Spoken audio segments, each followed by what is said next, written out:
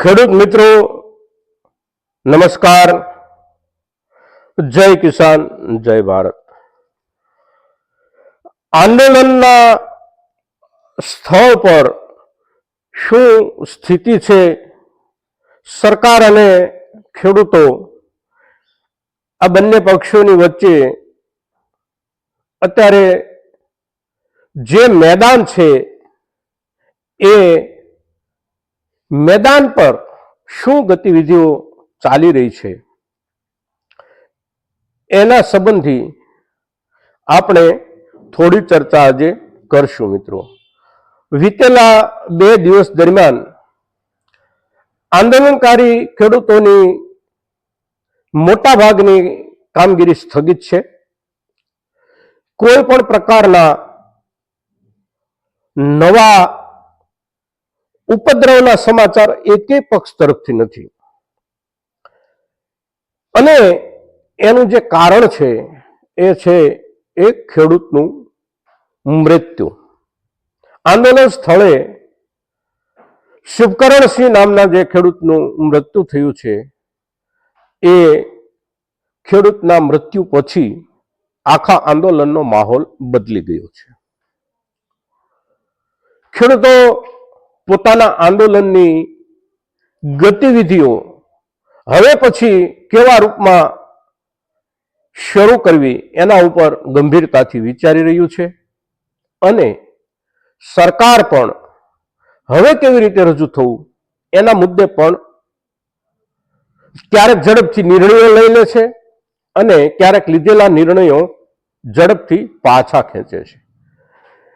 પરમ દિવસ લગભગ મોડી રાત્રે સરકારે એવો નિર્ણય કર્યો, હરિયાણા સરકારે, કે આંદોલનકારી ખેડૂતો અને ખાસ કરીને આંદોલનકારી ખેડૂતના જે આગેવાનો છે એમના પર NSA એટલે કે નેશનલ સિક્યુરિટી એક્ટ, રાષ્ટ્રીય સુરક્ષા ધારા નીચે કેસ દાખલ કરવો અને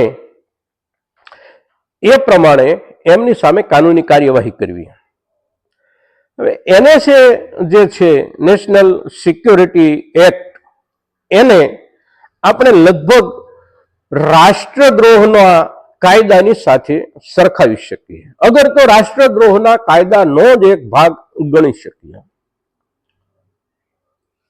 સરકારે નિર્ણય કરી લીધો અને હરિયાણા સરકારના પોલીસ વિભાગે ટ્વિટર એક્સ પરથી એની વિગત પણ પબ્લિક ડોમેનમાં એટલે કે જાહેરમાં મૂકી દીધી. પણ ત્યાર પછી 12 કલાક થતા થતામાં એ નિર્ણય સરકારે પાછો ખેંચ્યો. 12 કલાક દરમિયાન એનું જે રિએક્શન આવ્યું હશે જુદા જુદા રૂપમાં, એની જે પ્રતિક્રિયાઓ આવી છે જુદા જુદા રૂપમાં, એના આધારે સરકારને કદાચ એવું લાગ્યું છે કે આ થોડુંક વધારાનું થઈ જાય છે. દેશના જ નાગરિકો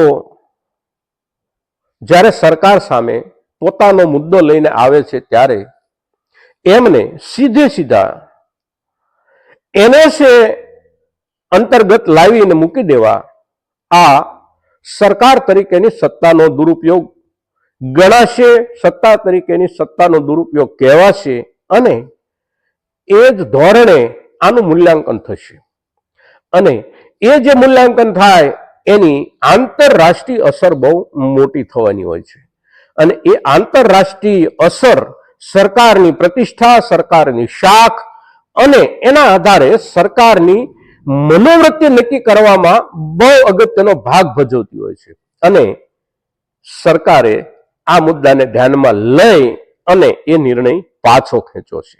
જે નિર્ણય સરકારે જે કર્યો હતો એ તો દુઃખદ હતો જ, પણ જે નિર્ણય પાછો ખેંચ્યો છે એ નિર્ણય એકંદર આંદોલનના માહોલને સારી રીતે જાળવી રાખવાના પક્ષનો નિર્ણય આપણે ગણી શકીએ. એકબીજા પર અવિશ્વાસના માહોલમાં તો આંદોલન છે જ, પણ અવિશ્વાસથી પણ આગળ વધી અને વાતાવરણ ખરાબ થાય એવો એ સરકારનો જે નિર્ણય હતો એ નિર્ણય સરકારે પાછો ખેંચ્યો છે.